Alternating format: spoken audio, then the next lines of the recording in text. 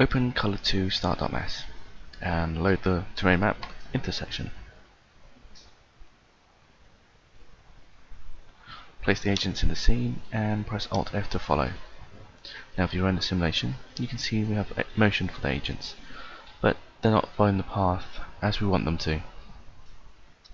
We need them to detect the direction of the gradient on the ground beneath them into X and Z directions. The two input channels we're going to use is ground.b.dx and ground.b.dz.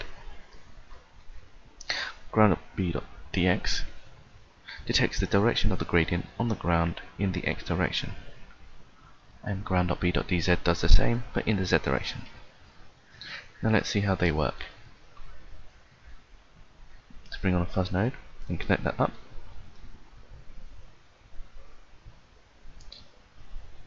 We need to figure out if the agent has a gradient increasing positively or negatively relative to the agent. So let's go and select an agent, and as you see the range of the ground.b.dx is -1 to 1, and the fuzz node is showing us a positive ground.b.dx. It means that the gradient is increasing to its right, so now we know increasing to the right means the path is to the right. Let's set the linear curve to reflect this.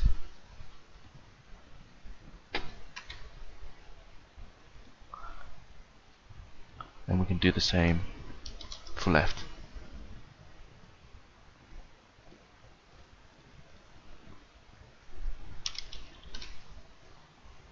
Mirroring it using the Z curve.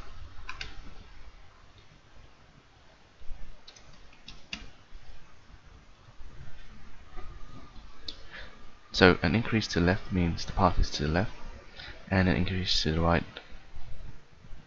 is the path to the right. And so we want our agents to turn accordingly. We'll need an output RY, set the range -90 to 90.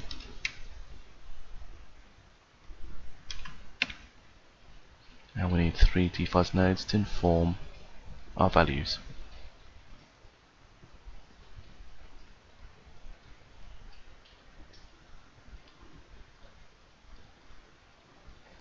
We'll need one for turning right,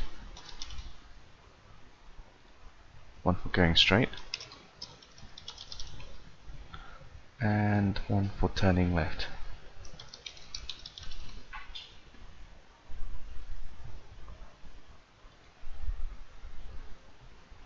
Turn right is a negative rotation, so we set that to -90. We want our agent to go straight as default, so we'll set this to else and keep it at 0. And turn left is a positive rotation.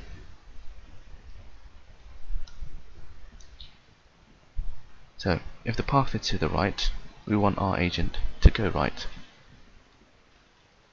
and if the path is to left, we want our agent to go left. Now let's play the sim and see what happens.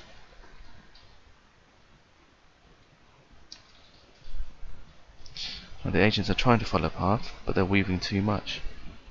We need to add more information to inform some rules. Let's go and have a look at ground.b.dz. This input informs the agents whether they're going towards or away from the path. So let's bring on 2 more fuzz nodes.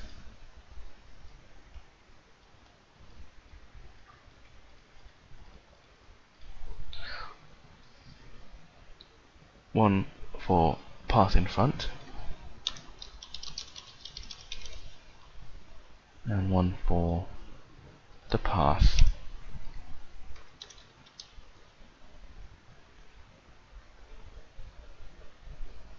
behind.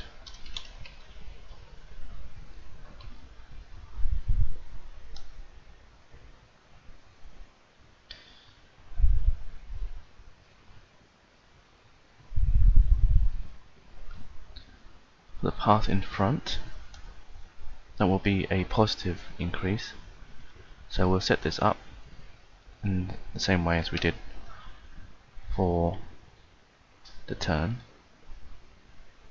So the path behind will be a negative increase.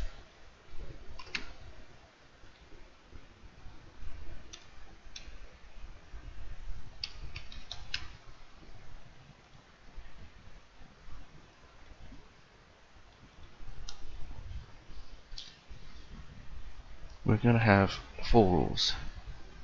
So we disconnect these. First, if the path is to the right and back,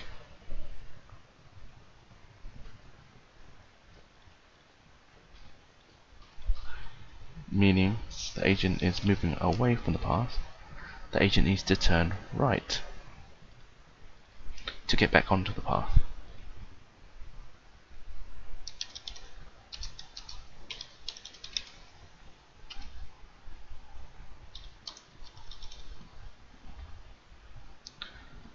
And if the path is to the left and back,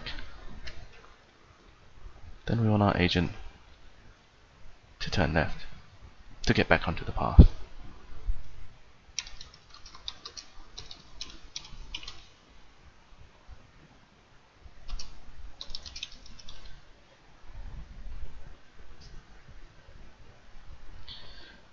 Another set rule is if the path is to the right and to the front, the agent will need to turn left to straighten out.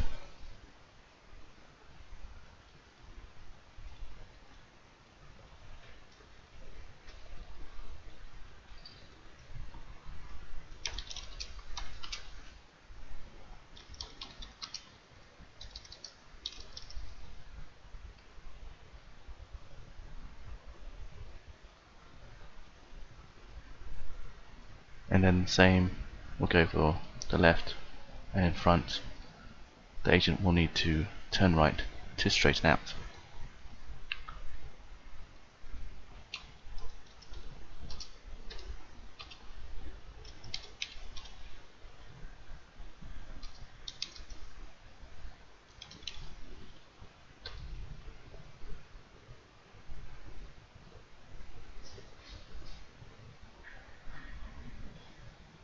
So let's see how the added rules